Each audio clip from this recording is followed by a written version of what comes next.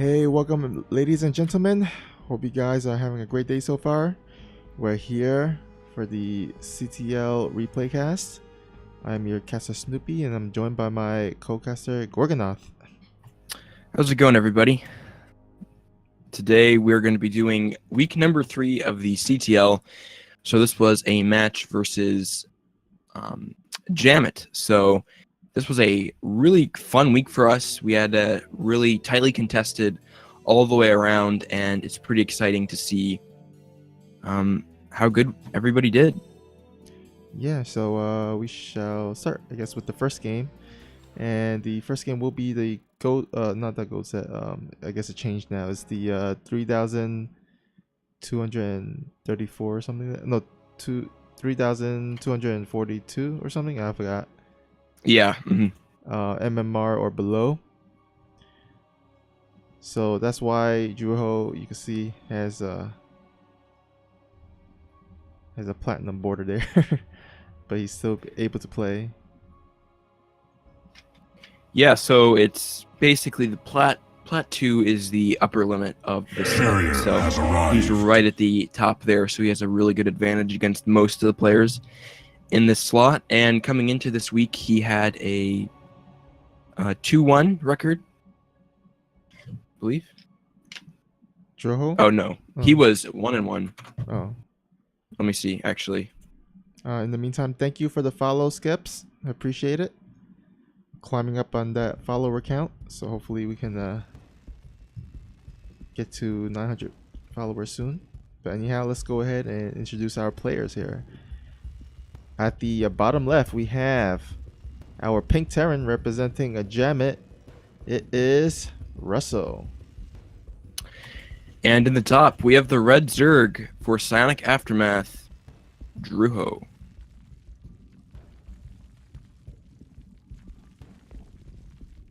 All right.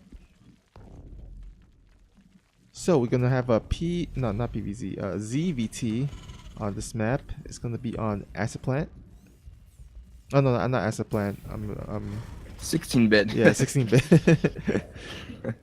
I've been playing a lot of ones, and I get confused with the maps. I've been playing on like all the other different maps, and kind of easy to forget sometimes. They all run together. Now, it looks like Russell's going to be going for a Reaper opening, pretty standard. Now, 16-bit is a map that's pretty good for mech, so we'll see if he does go for something like that. And as normal, Druho will be getting probably a pretty fast 3 expansions, and will be settling into a pretty normal game. And because of the 16-bit does have the pocket expansion, it allows both players to potentially get a pretty fast third and then get into some macro games as well. Now, interesting enough, Druho went for a drone scout. Just gonna go ahead and see what's up. But Russell does get the wall off in time. Ooh, now Russell, we got a Ghost Academy coming up for him. This is interesting. Wow. Talk about unorthodox build here. It's interesting because we've seen a lot of players, Kuna, one of them, mess around with some Ghost builds. And Russell actually built the Marines to smart so we can propel the Overlord instead of the Reaper. And this tech will go unscouted. So that's a good pickup from him. We've seen a lot of players use the Ghost pretty well as a Cyclone Ghost push, sniping the Queens. And especially if a Zerg is going for a 3-base turtle style with a lot of Queens and Roaches, it can be quite good. So we'll have to see how much he can get done with this, because he is going to be delaying his natural potentially with this.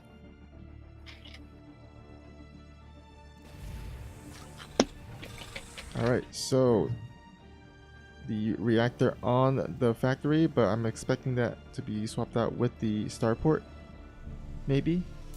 Or actually, no, he's not going to go for starport, he's just going to go for maybe Hellions or something. In the meantime, army going down for Russell, and oh man, the Overlord does scout that there's no expansion, so his Spidey sense should be tingling as he's going to go in with the Overlord. And will he scout the ghost? Oh, he he actually turns around. It's a nice pickup from Russell, keeping that build unscouted, and it's going to sacrifice an Overlord in the meantime. Maybe would have been better for Druho to hang back with that Overlord and then think about getting Overlord speed later, just so you can get a much more efficient scout. Although he did see the factory, the reactor, so he knows a little bit what's going on, but not seeing the Ghost Academy or the Armory is quite big. Yeah, And still hasn't scouted that there's no natural.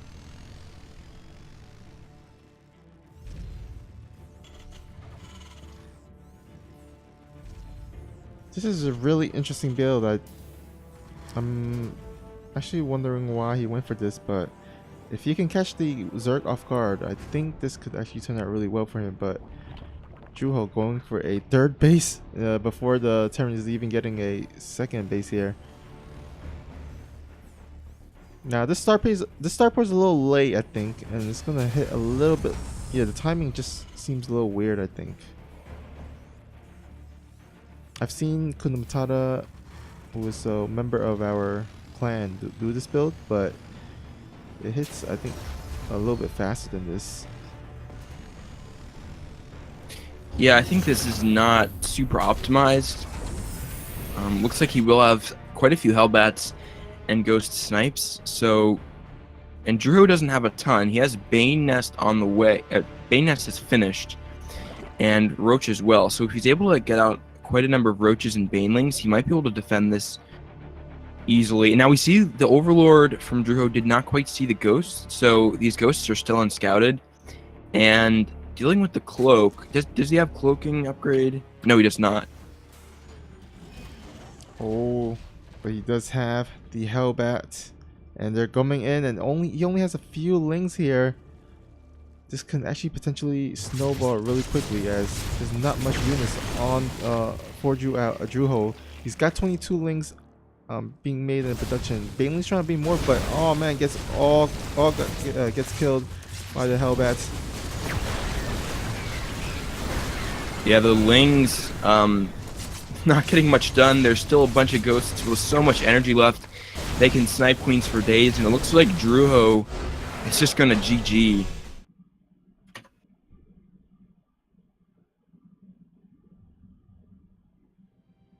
So that was a pretty quick one. Unfortunately, Sorry, I need 30 seconds. I need to go grab something. Okay, all right.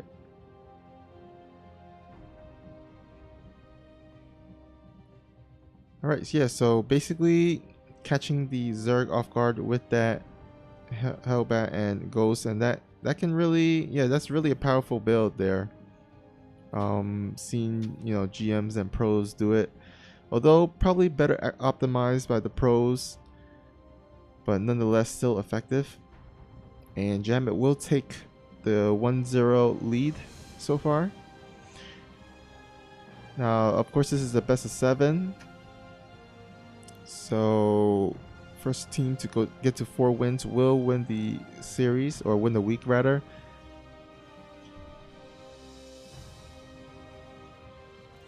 And we shall start game 2 as soon as Gorgonoth comes back, which should be shortly.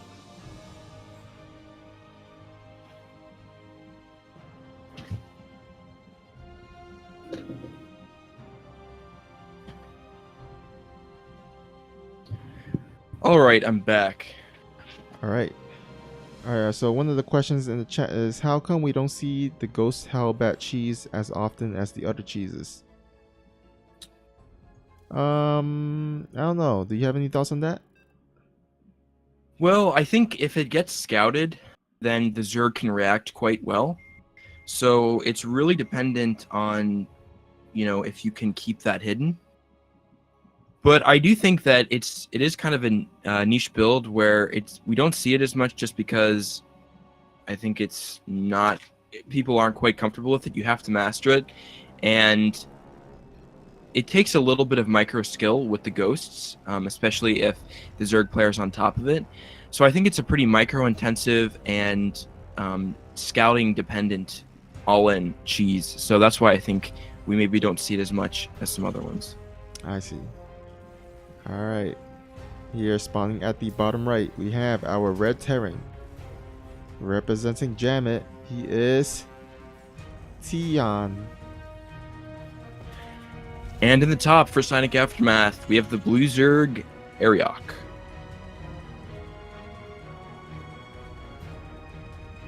Now, I say Tion as I'm assuming that J is silent. I don't Yeah, know. most likely. Yeah, if I mispronounce it and you guys know the correct one, the correct pronunciation, just let me know in the chat.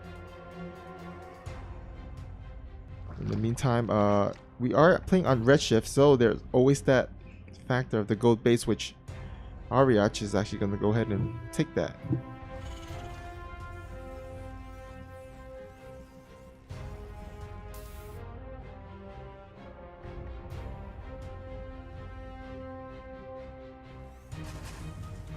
So he will be ahead economically with the gold base.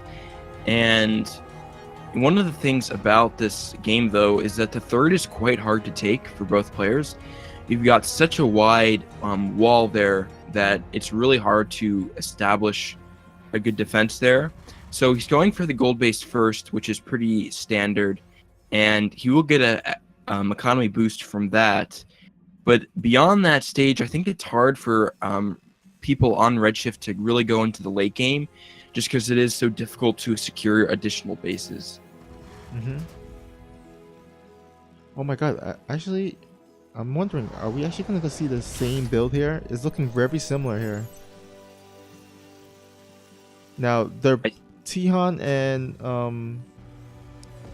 Tihan is in the same clan, in JaMiT clan, so maybe they share the same build here. It's looking very similar, like, so far. Well, we have no Ghost Academy. Oh yeah. So I think this is going to be a 1-1-1. Looks like.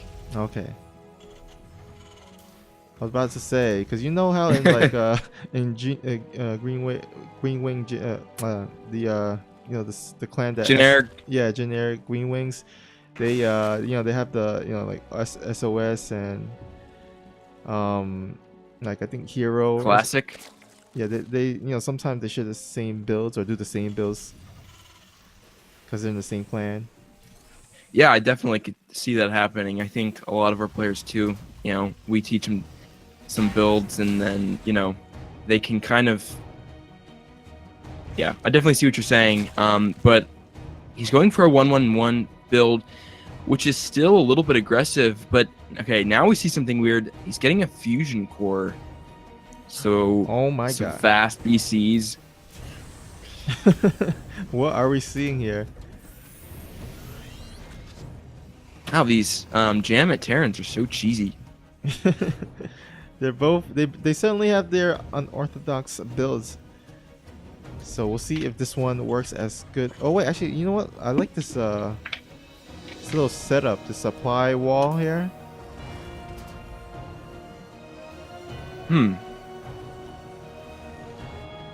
I mean, it's not optimal, to leave that space there, but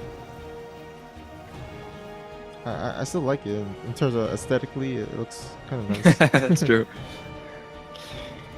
So we see Ariok throwing down that third, and the question is, will Tihan be able to contest that with his Cyclone push out? And I think the answer will be yes. He's also got a BC on the way, which is interesting. But I think his first push might be quite strong as well, because there's not a ton up from Ariok. There's a Bane Nest and a bunch of Queens, but there's not really much that I think will be able to defend this 2 Cyclone Hellion push out. And a BC too. I know. Oh man. Might go for a warp with the BC, and then just a frontal attack. Yeah, this is gonna be really strong. It's gonna be it's gonna hit really hard, just like the Ghost Hellion or Hellbat push, pulling SCVs as well. And here we go. Okay, so the most of this army is revealed, and Ariok has to react at his third by throwing down a bunch of spines. He's got a Roach Warren on the way too, and he has a decent economy, so he's got to hurry to get some defenses down. I don't know if the spawn call is gonna be finished by then. I think he might actually have to sack this third here. Wait for the roaches to come and pop out. So the queens are fighting here, but they're gonna only take out like 1 or 2 Hellions before they go down. And the BC has warped in. The BC is here, and it's fighting the 2 queens. This is an insane attack. Ooh, Ariok misses the transfuses as well. That's rough. Now these queens are his only anti-air, so you gotta save it. Oh man, missing another transfuse there. I think honestly, if he transfused those, this BC might be in trouble. Yeah, but even so, I think he has no answer for the ground here. Still a bunch of Marines and 2 Cyclones still left over. And oh my god, the SCVs are repairing the BC, so sick build here by Tihan. Yeah, I mean, this is a pretty aggressive, risky build because you're on 1 base, so it is economically risky. But if you don't have anything to defend against that BC, then you're going to have to fight with queens, which are really suboptimal, which you have to use to defend the what's called cyclones anyways. So you're in a pretty bad spot right from the start, and I think Tihan will win this. Yeah, he did clean the ground army, but still no answer for the air. He's not transfusing his queens. He's trying to build a bunch of spores. Trying to use the Ravager to do some corrosive bios on the BCs. But they can just dodge. And I think, yeah, this is his best move, just to counterattack. Now this is actually interesting. There's a lot of spores in the main of Ariok, so he might be able to defend, or no, looks like they're too far back to really defend. Oh, actually, they'll start to engage now, and there's not really a lot at the natural for Tihan, so this counterattack might do really well. Yeah, but he could just sit behind the wall and just repair. He has 4 Cyclones to defend as well. Oh my god, the main base of Ariok is about to go down. But I think he will just barely just defend against this, as there's no more SCVs to repair. Ooh. That BC does not have a lot of health left. Now the good thing for Ariok is that he's been mining the gold base, so he has a lot of minerals banked up here. If he can throw down a bunch of spores and maybe an extra hatchery, maybe he can get back into his game. Instead, it looks like he's going to go for a Bangling bust here. Oh, that's a lot of Cyclones. Yeah, this is going to be tough here. Cyclones fighting the Ravagers. Not so good. The Banelings are coming here. Can they get some good connections? Oh, looks like he self-kills some of his own Banelings with the bile. That's rough. Yeah, during that fight, the BC at the third base did go down, so that's a good win for Ariok. It looks like he's still going to have trouble defending against these Cyclones that are coming in. He's got some Roaches on the way and some Wings, so he might push this back. But Tihan is mining at the gold base, so he's in a pretty good spot as far as he's almost done economic parity with Ariok. And so, he delayed his natural quite a bit by doing this attack, but looks like he's just fine now. And will Ariok be able to defend this? He's got to transfuse his queens if he wants to. I think he's been missing that all game. And looks like with the Lings and Roaches, he will push these Cyclones back. So I guess Ariok does save the third, and now he's in a decent position. Yeah, but Tihan is looking like he's going to transition into Banshees here, which is pretty good idea here. Although I think, yeah, Ariok does have the Spore Callers already, so I think he should be safe from it.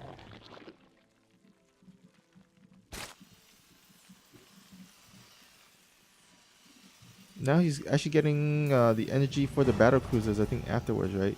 Oh no, actually no, it doesn't have. I think he had it queued, but looks like he decided not to go for that.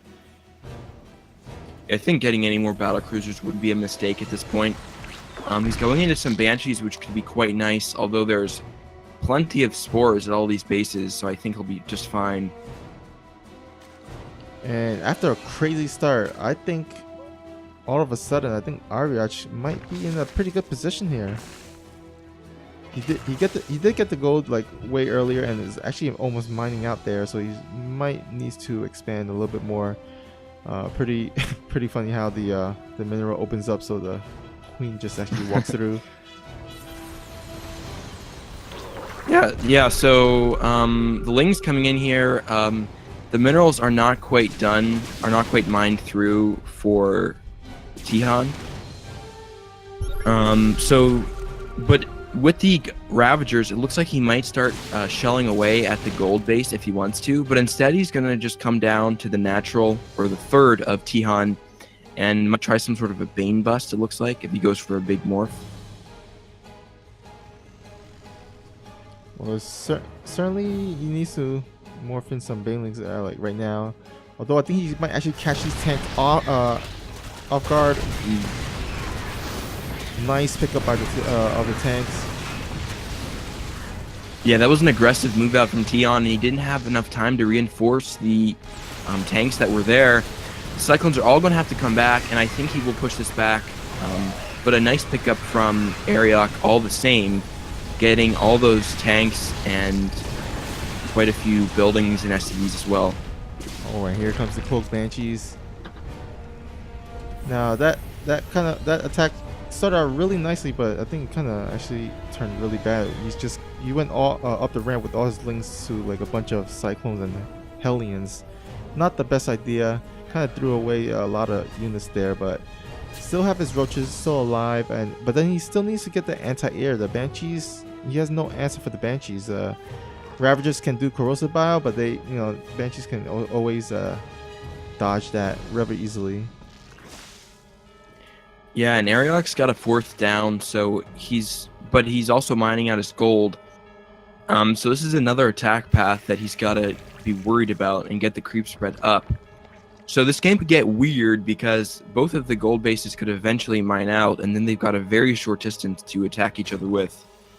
But Ariok is playing this smart, getting his 4th, not rushing anything, making sure all his upgrades are on time so that he can get a pretty good army up against Tihan.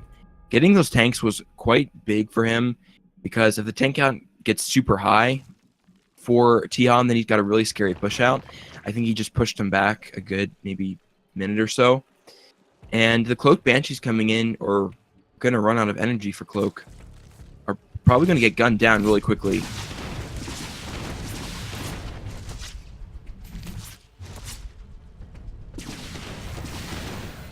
Not before sniping a queen, though. And Tihan's decision in this game is going to be going for more mech. He's getting Ravens, adding on the factories, and getting a quite high tank count. Now that's okay, but I think it's going to be tough for him because the Zerg is so mobile, and Terran has a lot of surface area to cover. So pushing out with mech will be really hard, because then he could get easily taken out by a bunch of Lings coming down. The mineral patches are mined through. Some of them are at Tihan's gold base, so now Lings can slip through there. And he's got to be careful he doesn't get flanked in the middle of the map. So I really like Ariok's position here. Oh, look at that Overlord spotting the move out by the army. So perfect scouting right there. Perfect position by the Overlord. Now it doesn't look like Ariach actually paid attention, but I think the creep finally scouting it. Oh, he might actually get it in the wide open space here. This is not the best position for Tihan to engage in, and what a surround by Ariach. Yeah, Ariok is doing so well here. Just cleaned up so many tanks. He's pulling back and just expanding even more. That was such a risky move out from Tihan. You got to be really careful with mech when you're on when you're behind in supply, because you can just get so easily overwhelmed. And this is not good for the mech player, because he keeps resetting the tank count. And when you keep resetting the tank count, it just, just doesn't get to a place where it becomes scary or deadly. So yeah, just kind of tough position for Tihan. It's kind of like when you're going for carriers and then you get like 2 carriers and then 3 carriers and then like they snipe your carrier and then you gotta reset carriers, and like at that point it's like really hard to get to that optimal number of carriers. Yeah, it's true. That's the whole goal of the Zerg, is to prevent Terran from getting that scary mech ball maxed out. That's really hard to deal with, almost unstoppable in some situations. But that's why Zergs have to prevent that from happening. And it looks like Tian's going to lose a bunch of SCVs here. The Zerg forces are streaming in at the gold base of Tian, and they're going to fit through those mineral spaces and might take away one of the big mining bases for Tihan. Oh, they can fit through. And the tanks are getting a really good angle here. He's actually move commanded for a long time, but I think it doesn't matter. He has such a big army supply lead that he's just going to gun down the space. Yeah, just so much roaches and not even a lift off. Both CCs going down. And the swarm just keeps coming here. And I think this is pretty much it. Ariach got up supply 145 to 60. And really inventive, creative opening by Tihan with the battle cruiser opening. Gotta give him that. But Ariach managed to actually defend it and win game 2. So score is now tied 1-1. That was pretty crazy. Like, I think Tihan had that game with the damage that he did with those battle cruisers. And at a certain point, it just seems like he wasn't really careful with his army composition, how he handled his army going on with the game, because he did so much damage. I thought the game was going to be over, but Ariach made a really nice comeback in that game. Yeah, looks like Lanfear in the chat agrees with you. Definitely thought Terran had the game. Just needed to probably focus down the queens and then the hatch, of course. But yeah, Ariach, very impressive. Got the win. And now we're gonna go ahead into set 3, which is gonna be our second platinum. Looks like oh, sorry, go ahead. Second platinum, yeah.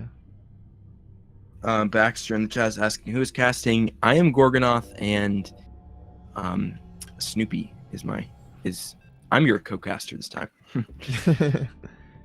Yeah, the overlay has all the cast names, so you can see. And unlike me, he actually switches it between. I just normally leave it on the game one. So set number 3 is going to be Good Target versus Blissabob. Blissabob looks like. Bilsabob, all right. Oh, Bilsabob, there we go. I remember that guy from last season, but I forgot how to pronounce his name.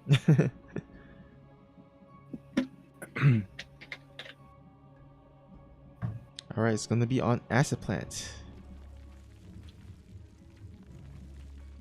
All right, spawning at the top left here, we have our red Zerg. He is from JaMiT JaMiT, the clan of JaMiT. It is Bilsabob. And in the bottom corner, the green Zerg hailing from Brazil for Psionic Aftermath. It's Good Target.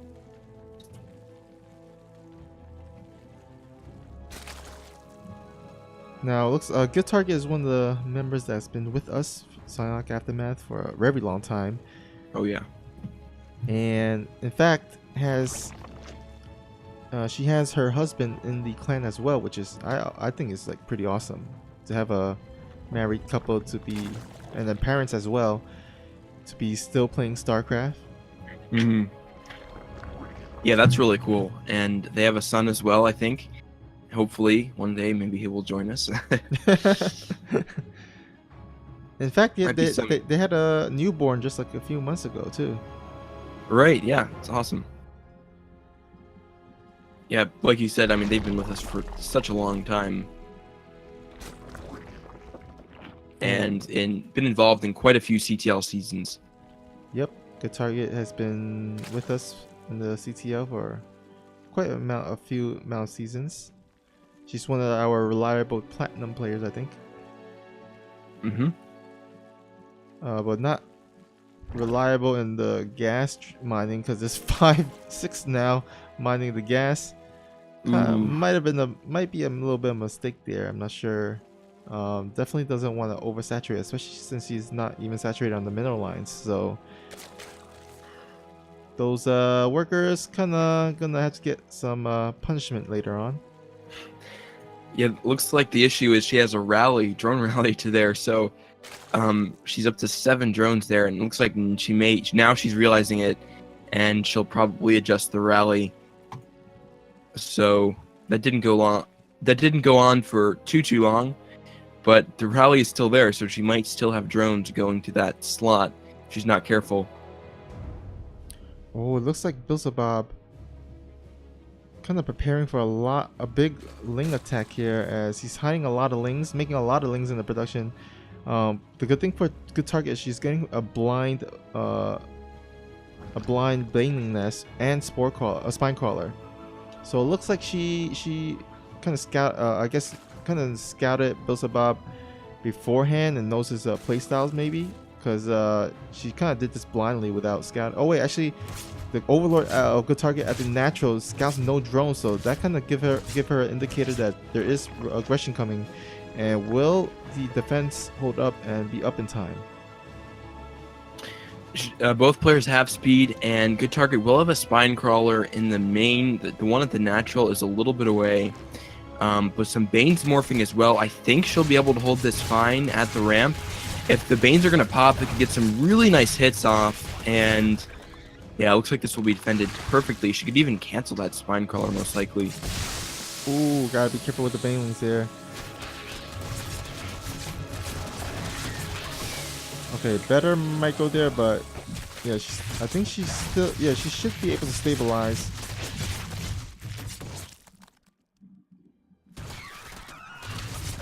Yeah, good. Really well defended from her, and she's gonna lose a queen. Okay, so that's the first big thing that she's lost. Oh, getting good Bane hits. Yeah, so well defended by Good Target, and now Good Target is enjoying a 18 to 15 worker count. She has the better tech with the Baneling Nest, but it looks like Bilzebub gonna go ahead and try to transition into roaches, while still trying to put on pressure here. Good Target does making more Banelings, so yeah, I think the further this game goes along, the better positioning the target is going to be, but she still needs to get some drones. Looks like 5 drones on the production tab. Bilzebub making drones himself. And they will be pretty close in drone count, I think. Okay, no, it's going to be a 3 drone count lead for Good Target. Not the biggest in the world, but the big thing I think is that Bilzebub, even with roaches on the way, Good Target will be able to defend this perfectly because she has enough queens and spine crawlers that, and I think Bilzebub is realizing this. He's getting some more drones and a lair, so the roach attack will not work. He's leaving that idea and might transition into something else, like, we'll see, maybe Ravagers or something like that.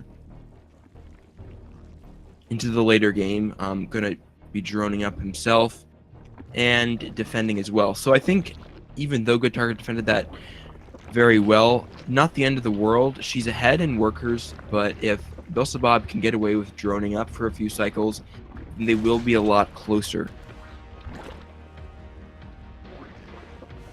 Now it looks like Bilzebub gonna get a really fast lair way sooner than Good Target's. So Good Target, you know, she has the advantage of maybe going for the fastest third, especially since it looks like Bilzebub going to do a full wall off here and just mass roaches here. I think the worker count is kind of too close, you know, considering how the game went. I feel like the target should have been, way ahead in terms of worker, but it looks like it's just pretty even here. Yeah, it looks pretty close. Only 2 worker difference. Not that bad at all. And we have a 3 Evo chamber wall up for Bilsabob. And what do you think he's going to be doing with the lair? We Probably maybe go for roach speed, or I don't know. I think he could have even gone for a Nidus. That might have actually worked. Considering good target is still on Ling Bailing, which is not the best against roaches. Finally, good target is gonna get that third base, and will probably get more as the game goes on, probably get further ahead in the economy, as it looks like Bilsabob has yet to get the third, and actually not even saturated in natural. Yeah, Belsabob is cutting quite a few drones and has a ton of larvae banked up. I'm curious to see what he's going to do with that. If he's going to try to make some sort of roach all-in work. It's looking like very much like roach all in, but the roach speed has not even finished yet. Oh wait, okay, 12 roaches on the production tab.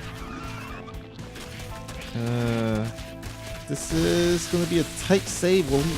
Oh wow, it just barely saves it. So nice save on the third. But again, these 12 roaches, good target doesn't really have any answer for that. She's getting a spire, but she needs to. It's gonna be taking a while for it to finish. So she needs to hold on before these roaches come across the map. And it looks like these roaches are just marching across the map. This is gonna be a situation where she might actually have to sacrifice a third and just sit back on the spine at the natural. Okay, looks like Bilsabob is pulling out of the range of the overlords, so these will not be scouted. And yeah, so good target will not see these roaches that are coming in until they get a little bit closer. And he's actually breaking down these rocks so he can further deny this. Now, good target is aware of this now, and she's going to start producing a lot of lings. And she's actually going to go for a counterattack. It looks like this is really smart. Or wraparound? Okay. Yeah, she looks like she's going to go maybe for a counterattack or just bring those home for defense. The Spire is just going to finish now, so if she gets some mutas out, then eventually these roaches will get chipped down. But I think if I were Bilsabob, just go directly for the third. Going in, this natural is way too far, way too heavily defended. Ling's coming in here with the spines as well. That's way too much for him to attack into.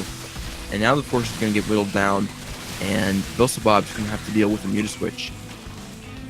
Yeah, bought just enough time for the mutas to come out. And oh, nice transfuse there. And the muta's about to pop out, and then once these pop out, these roaches are done for. And the amazing thing is that good target's dirt is actually still alive, so if she can hang on to the third and counter these roaches back, that would be really good for a good target, especially since Bilsabob has not even gotten his third yet. So with these mutas out, he's not going to be able to get the third out unless he get like mass queens or mass hydras out to defend against the mutas. Yeah, all this army from Bilsabob coming in is going to be forfeit, and he's still streaming more army through. He's getting a bunch of spores up, but with really low saturation, he's at 18 workers versus good target's 47. That's insane. This game is all but over.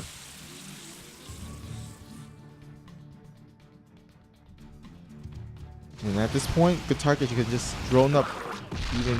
Oh wow, actually Bilsabob getting his own spire of his own. I don't know about this. Trying to catch up on the mutalist count. It's like Phoenix versus Phoenix battle. Like usually when one Protoss like gets ahead in Phoenix, it's kind of hard to catch back up on the Phoenix count. It's the same with mutas.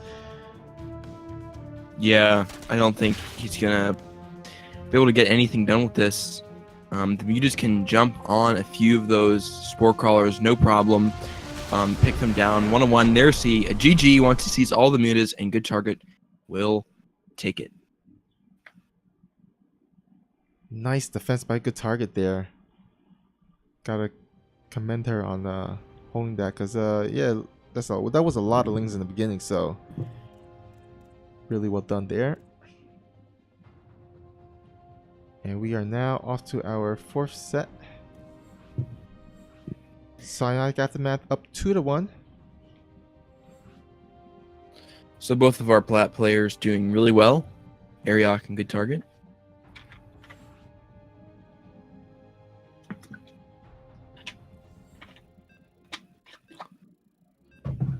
And this one is going to be a PvP. We've got Xenodactyl versus Ray. PsiX Dante in the chat is like, does good target lose? I've never seen it. Yeah. No, Yeah. something interesting. Oh, go ahead. Oh no, you go ahead. I was gonna say Ray still has the old CT6 tag, which is a really old tag. Which basically, when there was only 5 teams in the CTL, they formed this team called the CTL Team 6, and they did really well. And then they disbanded, so it's kind of still a legend to see who has those tags still, and players usually hang on to them. It's a pretty big deal for them. Ooh, nice. I didn't actually know that. It's kind of a little piece of CTL history. It's interesting. All right, here at the top left we have our Teal Protoss representing PsiX. It is none other than your friendly neighborhood cannon rusher, Xenodactyl. And in the bottom here, the orange Protoss for JaMiT, it's Ray.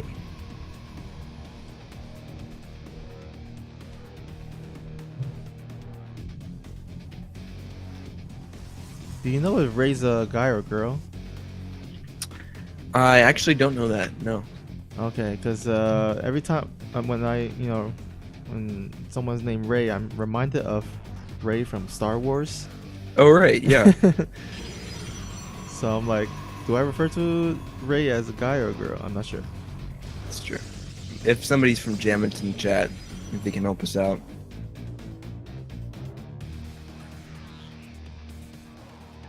Ray is a dude. Looks like somebody is saying that, in fact, we were right with that. Now, Zeno looks like he's going ham on killing this probe here because he suspects a cannon rush. So that's already a small win for Ray there, denying a lot of mining time and, for sending those probes on a wild chase. And they're just coming back now. So that's a little bit unfortunate for Zeno, losing that mining time there. And his 2 gates are going to be delayed quite a bit. Rays are going to be up a lot faster, I think. Or the core, at least. Yeah. The core is a few seconds faster there. And Zeno is like trying to hide a probe there, but it gets scattered by Ray here.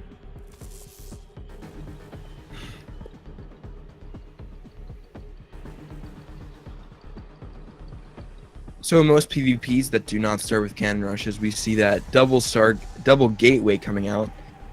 And will they go for stalkers or adepts? We'll have to see. Looks like Ray is going to be going for a zealot, interestingly enough. Oh, I think because she actually forgot her second pylon, so... Oh my goodness. So she's supply blocked, which is... Wow, that kind of... all the advantage she got in the beginning of the game, that suddenly turns around and... Now kind of at least evens up the score here between the two. But it looks like Ray is actually going to go ahead and try a proxy pylon at the dirt of Zeno, so she might planning on something. Looks like a gateway, so maybe 3 gateway pressure here, it looks like. Yeah, that's a pretty big deal. That's going to delay Ray's army quite a bit. And oh wait, he's going for the gates, the forward gates. That's interesting. Going to be going for like a proxy 4 gate. Yeah, like this brings back us to the Wings of Liberty days where Oh yeah, proxy 4 gate was like the thing then. But it's been kind of back into the meta here. Oh, it looks like Zeno got the Robo. So in terms of build order wise, that's a build order advantage for Zeno there. He just needs to chrono out the Immortal like ASAP, and needs some units from the gateways. As right now he's got no. Oh, actually he's harassing across the map. Ooh. Wow, He 7. already got 7 probes. That's huge. Yeah, that's huge.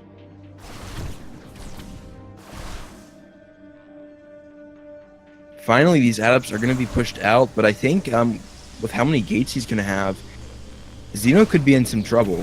He's not producing anything out of his gates. He's banking a ton of minerals because he was microing those adepts, and he has no gateway units to show for this. And he's actually getting an observer first, so these stalkers could straight up win the game for Ray. Yeah, and our mistake, we thought it was a 4 gate. Instead, it's actually going to be a 5 gate here, which is crazy. Oh man, this is going to be really tough to hold. Yeah, this is insane. This is a pretty smart move from Ray, because the first 2 gates was in his base, so everything looked pretty normal. But then going with those 2 proxy gates, I think, is something that we haven't seen in a while, and it's not quite as common. And now, since Xeno skipped on the gateway unit production, he's just going to straight up lose here. And Xeno fighting with the probes, not going to be enough. And I think Xeno will fall to this swift cheese by Ray. You know, it's kind of funny how like all the games that JaMiT has played so far has been Jesus. I know. Yeah, it's kind of. I mean, they haven't been super gimmicky. I think, like, except for the BC one, which was kind of weird. The ghost timing was really good, and even the one against Ariok, I think that was definitely a winnable game.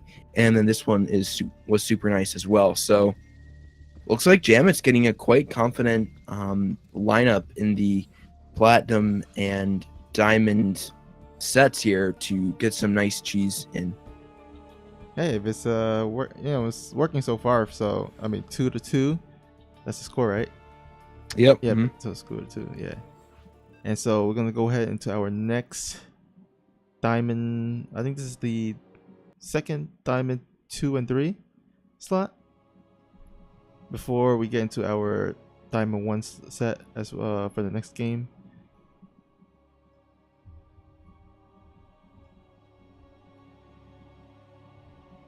And it will be on Lost and Found.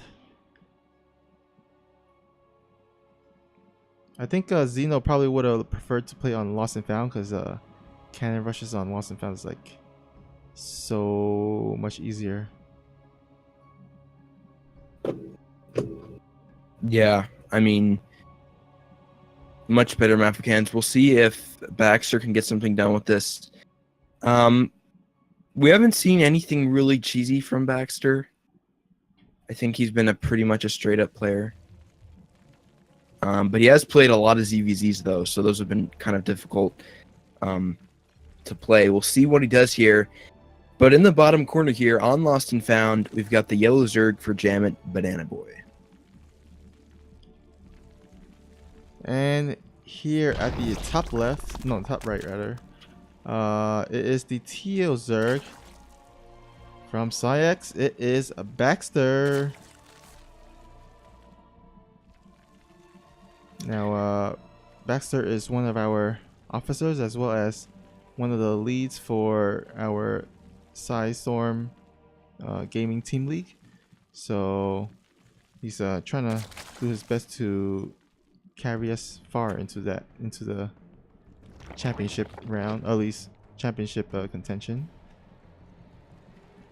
I think so far, we're like we've been perfect. I think we won every week. Mm-hmm.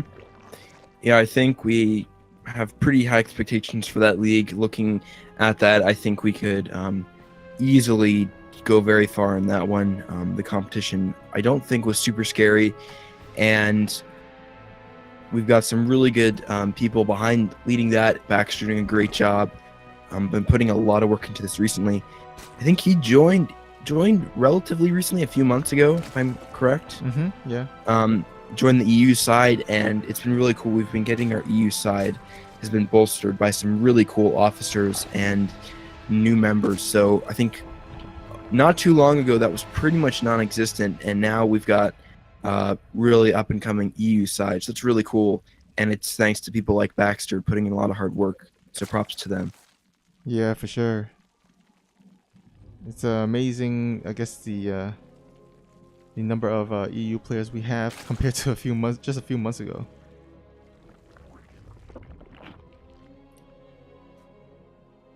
Feel bad for Volticus because he kind of left, because he didn't have a ton that he could do with, the people on the EU there, and then right as it felt like almost he left, then we started getting a ton of people in, and the EU side started developing. But I think he's found a better home in Cranky. Yeah. But it looks like Baxter coming to the home of a Nano Boy. The queen's about to pop out. So definitely a free queen, a free overlord right there. Ooh, looks like Banana Boy is going to just slip it away.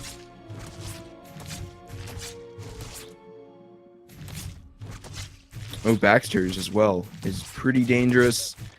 We might sort of keep it. Loses it there. Only a second away from the cliff.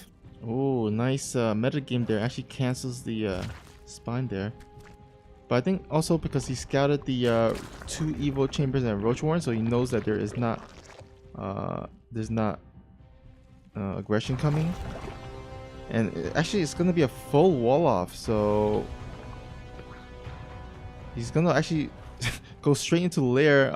I'm smelling maybe some Nidus Roach play or something. I'm not sure, because this is a really quick lair here by Baxter. Yeah, Nidus play is definitely possible, or could be going into some super fast upgrades possibly with roaches or something. Oh my god, actually Banana Boy going for a bunch of roaches. He's going for his own roach rush here himself, and it's not going to be scouted by the Overlord until right now.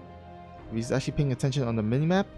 He sees that there's a bunch of roaches, and he should queue up like a bunch of roaches like right now. Instead, he's actually queuing up drones. Oh no!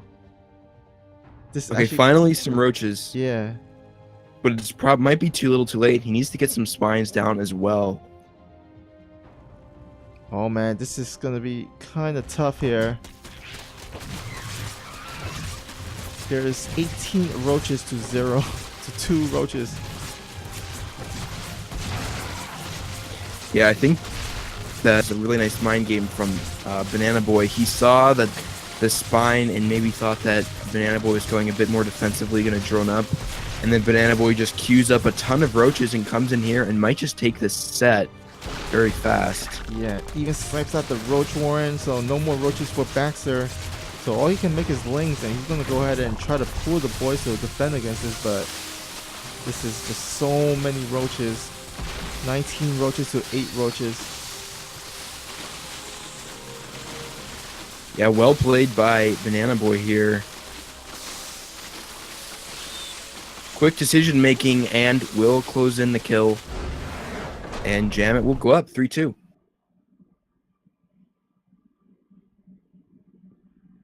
So yeah, basically a lot of cheeses and rushes here so far. So it's been pretty quick. I think we started at like 3, so it's been 1 hour exactly.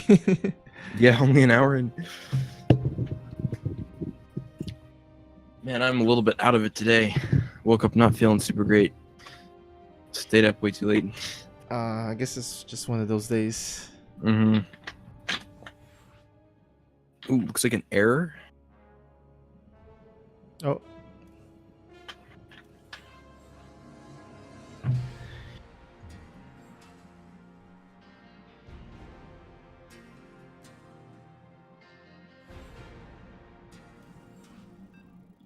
Alright, so this is basically our Diamond 1 set. Current score is 3-2 in favor of JaMiT. So if JaMiT wins this, then they win the week. But Psionic Aftermath gotta win this in order to keep alive and maybe see how the ace match goes to determine the winner. But anyhow, it's just gonna be on Darkness Sanctuary LE, which is like one of the, I think the most hated map out of all the ladder maps. Yeah, I'm kind of that one person. I think it's an interesting map, and I like that it brings back the 4-player map. That whole scenario brings it back a little bit for this, the more recent generation of StarCraft 2 players. I think it's cool that experiencing that, but there's definitely a learning curve to playing on it, and it can be quite frustrating. Mm-hmm. And since we are down 2-3, there's no one that I trust more than Snap to carry us through to 3-3. He's a legend. This was his last week of eligibility, and it's always a pleasure to see him play. Yeah. All right. Let's go ahead and I guess introduce him for the last time in CTL. But I'll go ahead and introduce the bottom left player. He is the Green Zerg. Representing JaMiT, it is Mini Titan. And in the top, the purple Zerg for Sonic Aftermath Diamond 1 slot, it's Snap XD.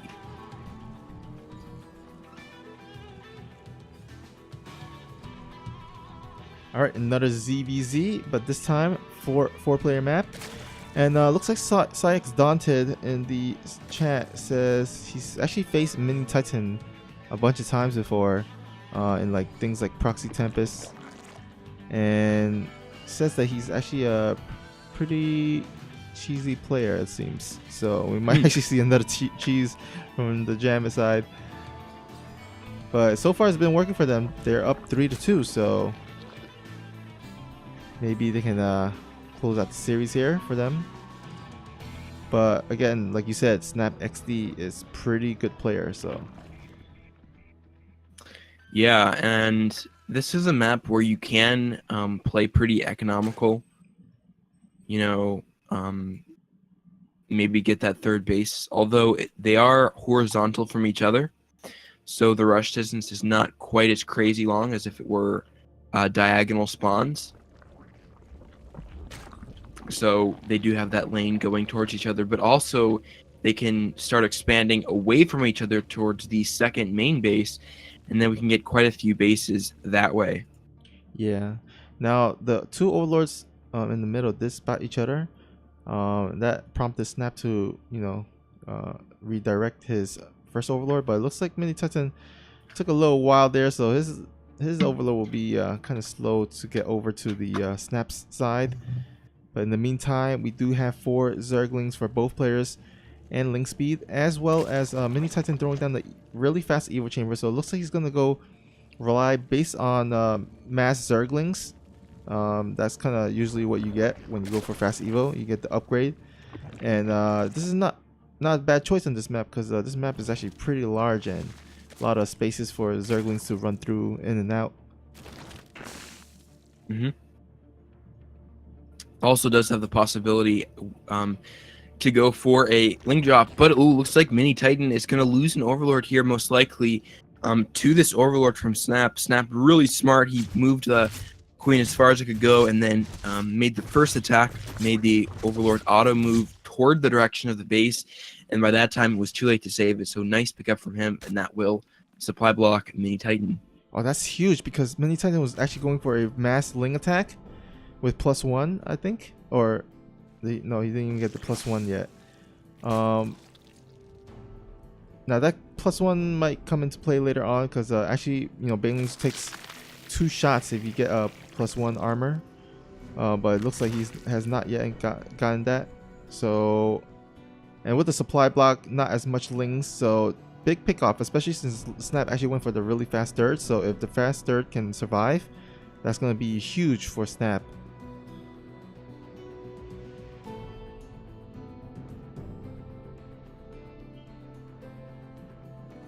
Yeah, and I mean, I think Snap will get away with that third.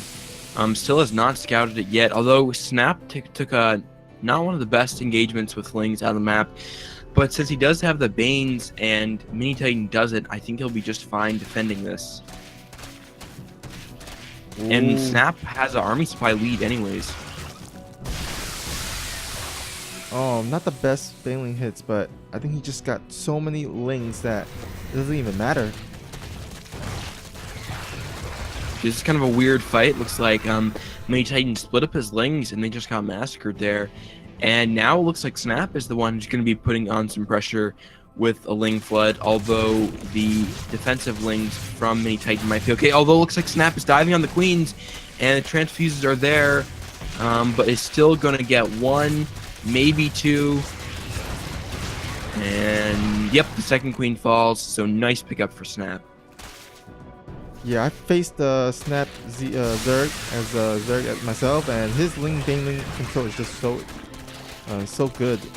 And wow, he just GG. So Snap XD with a nice defense there will tie up the series 3-3. So we're going to our ace match here to determine the winner of the week. Yeah, that's so huge. Like, if Snap would have just A moved the Queen attacking, then the Overlord would have gotten away. You know, but it's the small things of taking the time to position your Queen so that the Overlord will auto move in the right direction towards your base, so you can get some extra shots off with your Queen. It's a small thing, but it ends up being a huge deal, and that's something that a lot of our players, I think, can learn from, is recognizing the opportunities to get ahead with just small things like that. All right, so here we are on Dreamcatcher, our master set. This is a best of 3, so we will, at least for the very least, see 2 games, potentially 3 games, depending on how the series go.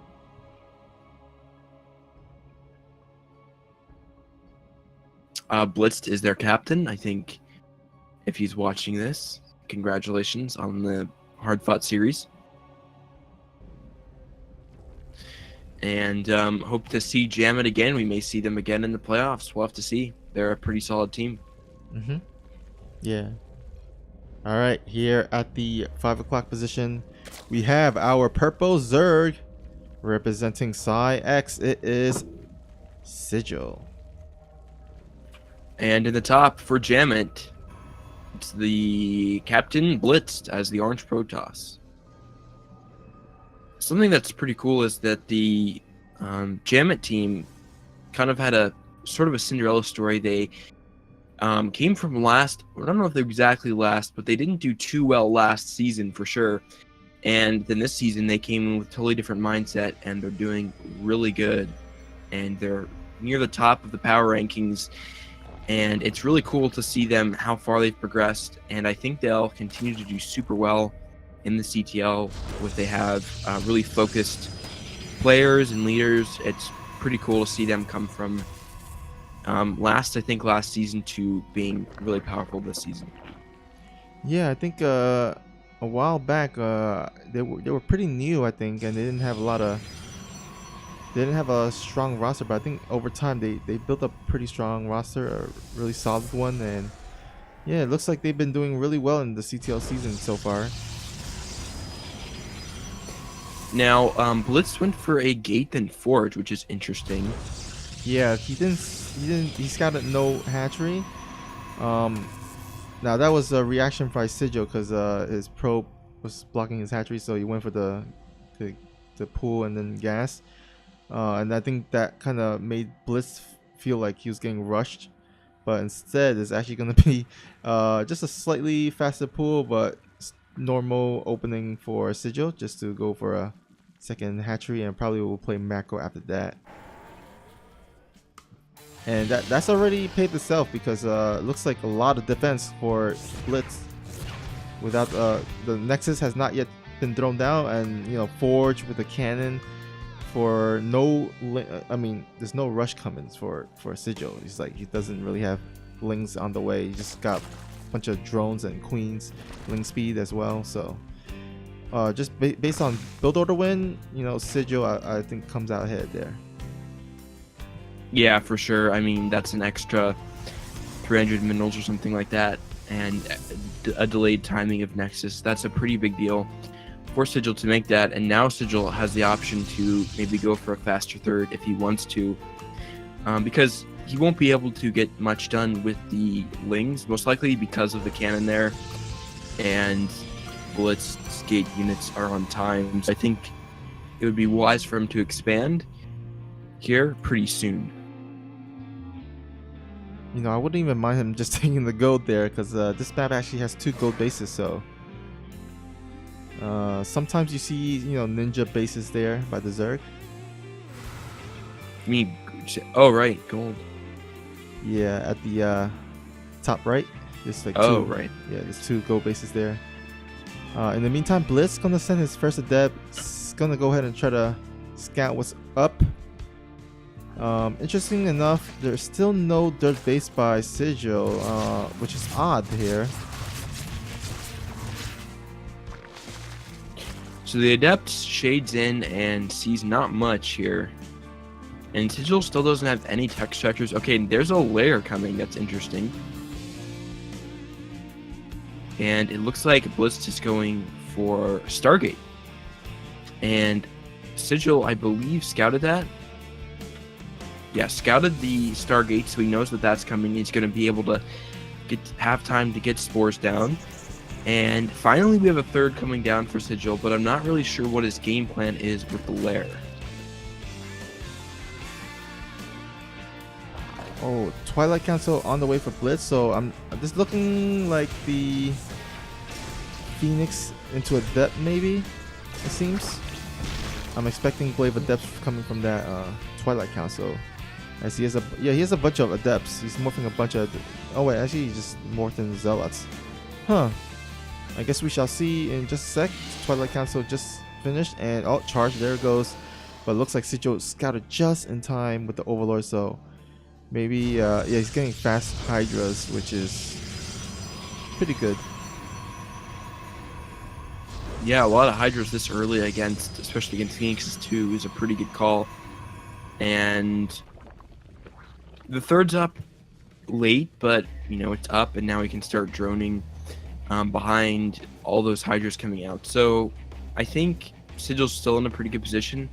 Blitz's probe count is super low. The natural is nowhere near being saturated, and there's no gas being mined. So kind of a weird couple Phoenixes with some charge lot play. But I don't think that'll do much versus the reinforcing larva with more and more Hydras streaming for Sigil. Yeah, he's spending 10 Hydras already.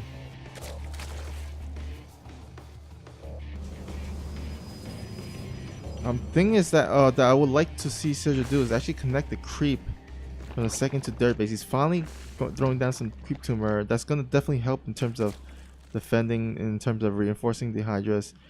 And looks like, oh, here we go. Sigil does scout the charge lot with the Overlord that's getting killed by the Phoenix. Now, that actually gonna go ahead and supply block him, so.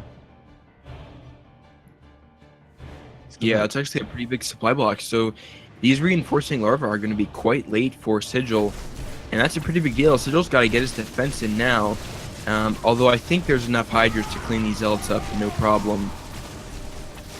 Yeah, especially since there's no proxy plan on the War Prism, so these Zealots are coming in, you know, in kind of little waves, and the Hydra's definitely going to be able to defend against this. So Sigil now sitting in a pretty great position, 94 to 60 supply. Workers count almost doubled here, 58 to 32. So yeah, looking pretty good for Sigil here. Yeah, Blitz isn't in great shape at all. The worker count is still really low. He's going for more Void Rays. That's a decision I would question here with the amount of Hydras on the map. Yeah, I have no idea why he's going for a Void Rays. I mean, you can get some Overlords with it, but Hydras are so good against Void Rays. Yeah, I mean, I guess because he's got little amount of phoenixes. I mean, at least Phoenix, does extra damage to light units, so they can kill the Hydra faster. But Void Rays does actually just there's no advantage to killing Hydra. So, I mean, maybe if you have like a billion Void Rays to like a couple of Hydras, then yeah. But yeah, at this point, that's pretty questionable decision there. Yeah, and Sigil's going for an infestation pit. He's just increasing his tech options, and he's also got a fourth on the way as well. So I think Sigil's going to be really good shape here. I gotta commend Sigil here. I think he's got like Overlords parked in like almost all expansions with the creep tumors. I mean, not creep tumors. Spewing creep poop. Yeah, and he's got Overlord speed as well, so he's been scouting and has tabs on Blitz's army constantly here.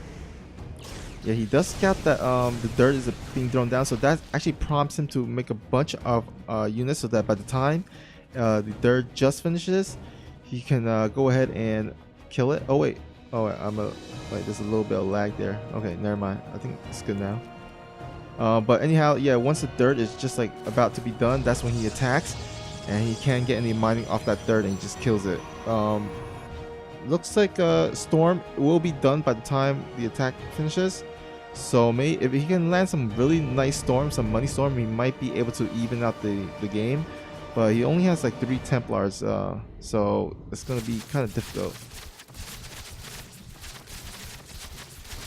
Yeah, storms are not quite, if you have enough storms, if you have enough army behind the storms, it can be quite good. But I think unless Sigil eats some massively stacked storms, he'll be just fine. Link streaming in as well. He's getting more and more upgrades. Spire on the way. Hive Tech. And great vision of where Blitz is. So it looks like he may dive at the natural, or at least put some pressure on there. And just going to go in. Looks like isolate some of the reinforcements and get a good angle with his Hydras. Blitz is coming in here. He has enough energy for a couple of storms, but it's really late. He stormed his own units there and just gave away his Zealot shields. So not a great start for the defense. And Blitz coming in here, those Zealots just got chewed so fast by the Hydras, dodging the storm, and just taking his time here. Sigil, not rushing anything. Yeah, with those banelings, he killed all the High Templars as well as the Charge Lot. So, oh wow, he's Sigil's way ahead. He's just teching into Great Spire. He's going to be getting Broodlords pretty soon. This is this is the moment in the game where you're like, Sigil's just like playing with his food here. Yeah. Sigil's very comfortable in this position, and with, I mean, he could even go for like some corruptor snipes of the Nexuses in the main and natural if he wanted to. Oh yeah.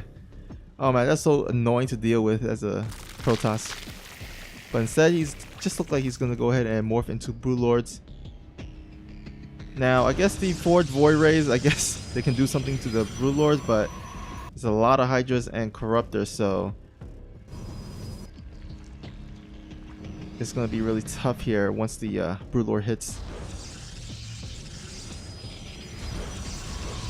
Creep spread for Sigil is slowly but surely moving across the map. And yep, Broodlords are done, and that is going to be his time to start moving out.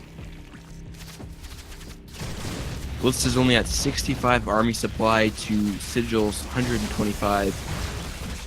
He's kind of using the rocks as a area to get some good storms off, so that's nice. Blitz is using the terrain as best he can here, but he can only hold off for so long here.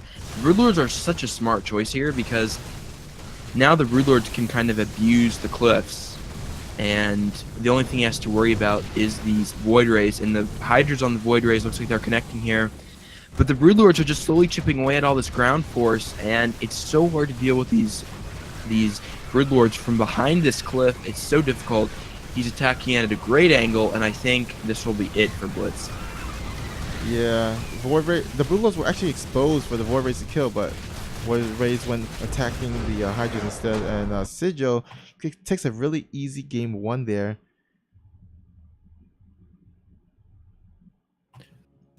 Yeah, I think Sigil he's a high Masters 2 player, so he's really good for the slot, and I think that he's gonna not encounter a ton of resistance unless he gets a lot of players that are very close to his skill level, which is tough because he's right on the border of being promoted to Masters 1, so he's pretty OP right now, and that's a good thing for us. But yeah, the opening did really throw off Blitz kind of greatly in terms of he had to spend the extra money on the forge and the cannons for kind of basically for no reason, and also the delayed nexus as well. So maybe if it could be a more standard game, a standard opening, maybe his timings are better, and maybe he can push it into a third game here in this best of 3. We shall see, and it's going to be on Acid Plant. So a map that's a lot more straightforward to defend the thirds for both players, and we're going to see a bit more of a traditional PvZ.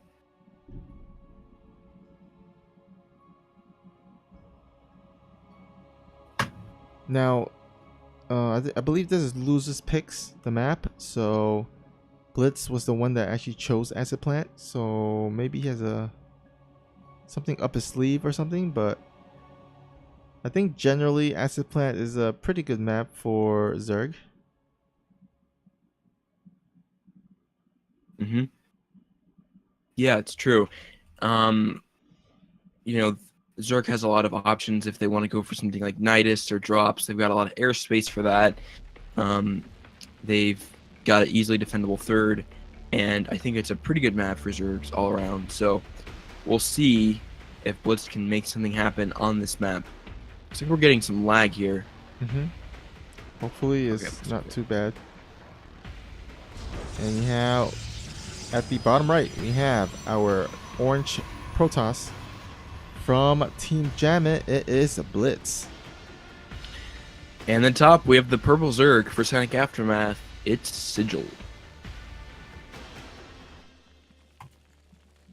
Oh, I just noticed Sigil, his little, I guess, decal or whatever the turning thing is actually Kerrigan. Huh. Does Blitz have one? Oh yeah, it's the JaMiT team. Do we have one of those for Sonic Aftermath? Yeah, we have the Sonic Aftermath logo there, which I was surprised because I thought Sigil would have it, but it looks like he set it as Kerrigan, which I didn't even know that you could do that. How do you mess with that? Is that in the settings somewhere? I think so, maybe. Yeah, probably. I think not in the settings, but rather the collection, I think. Oh, right. Okay. So Sigil is going for pool first, not going to be going for a fast hatchery. Yeah, I think because Blitz actually blocked it once again with the pylon. Oh, nice. So and got the pylon canceled as well. Yep. But it looks like, oh wow, we have a proxy hatchery in response. Does he even sees it? Oh, he doesn't even see it. He didn't scout it. Oh my god. Is this real? Like, is this real life? Yeah, it's not gonna get scouted, and the probe looks like Blitz is gonna be trying to get some proxy as well. Oh my god, he's making a depth too, so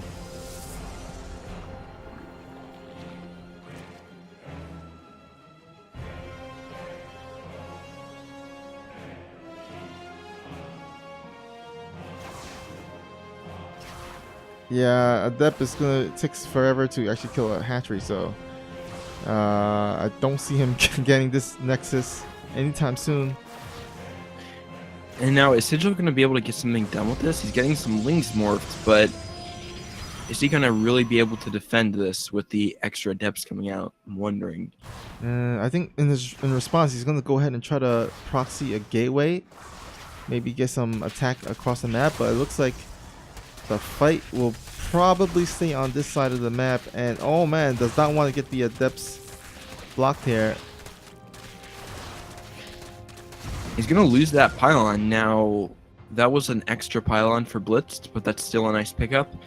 And he's just really waiting so he can get the Queen and the Spine Crawler out. That's insane. He gets a Larva Inject, and this is a really nice play from Sigil. Yeah, but he's also proxying a proxy Stargate across the map. So if he can get some counter damage done, then he can potentially turn this around. But yeah, this hatchery at his natural is so annoying here.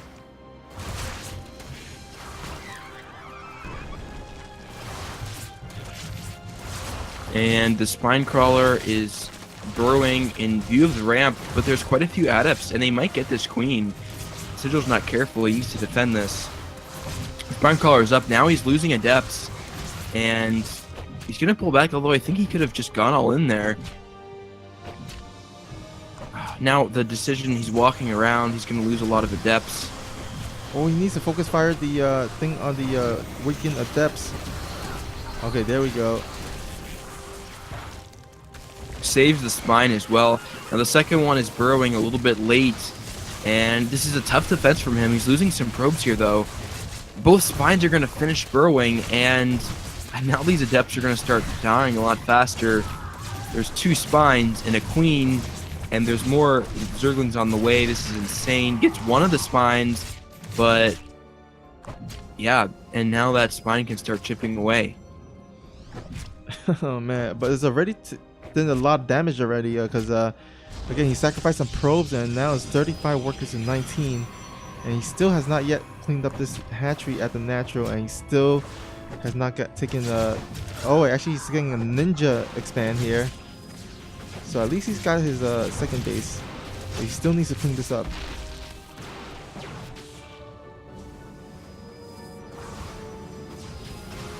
And these stalkers coming in are going to get the Queen. Or it might escape, we'll see. Oh yeah, he can't escape. There's no way. I mean, there's no creep to actually. I meant just for that second, he escaped. Yeah, that's true. To throw a few more spines. You might want. Oh, gets a sentry. Nice. Yeah. Oh, actually, yeah. By the way, there's no detection here, so these creep terrors are actually gonna stay here for a while. Oh, actually gets a sentry with those lings. And this has done so much damage, even though he's finally going to be able to clean this hatchery. So much damage has done to our Protoss. And looks like Bliss is going for a ninja expansion. I'm a little bit surprised that Blitz didn't go for an Oracle. Yeah, I was like, the Spore Crawlers and up in time. I was expecting Oracle as well, but I guess he just loved his Void Rays. Last game he went for Void Rays.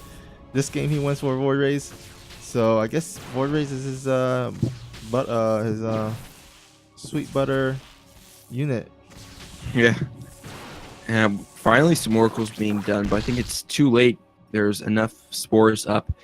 He won't get a ton, although he will get some good scouting and maybe some link kills down, so that's one positive. Oh my god, this creep has infested Blitz base already. It's like covered in creep. He's actually going to probably need to use the Oracle to revelate that so we can start cleaning that up. Yeah, but it looks like he's going to go for a really big push here. He does got a scary army, but I think these Roaches and Queen just... Yeah, this is going to mop. Yeah. Roaches just do so well against these Zealots, so... Yeah, wasn't much Blitz could do there. I don't think pushing out like that was the best choice. Oh no, he's actually led him to his ninja expand. Oh my god. He was about to lead him to the ninja expand, which would be pretty bad because this is only expansion. So if it goes down, that will be 3 base to 1 base. Didn't quite see that though, so he's escapes with that, fortunately. But Sigil can power through. Bliss is losing the Oracle, didn't get anything killed there, and Sigil's got a scary army that he can push across the map with and probably win, I think. And the only hope from Blitz is to maybe catch the natural of Sigil off guard while the army is across the map. Yeah, looks like he's gonna go ahead and actually march forward. Actually, no, he's actually sending some roaches to the left and right to scout any ninja bases. So that's pretty smart of him. Although there is a the roach did get into the stasis ward, so did not scout the ninja expo. Yeah, that's some pretty good map awareness from Sigil. A lot of players just march across the map, and he's taking his time. He's being careful, and I think he smells something. He saw the Oracle over there, and why would you put a stasis ward right there? So I think he maybe notices something up, and now he's discovered the expansion, and now the results of Blitzer across the map, but there's nothing he can really do to defend. Oh man, he's not yet cleared up the creep and the natural, so he can't even expand there. Oh man, just looking even, dire and dire by the second for Blitz here.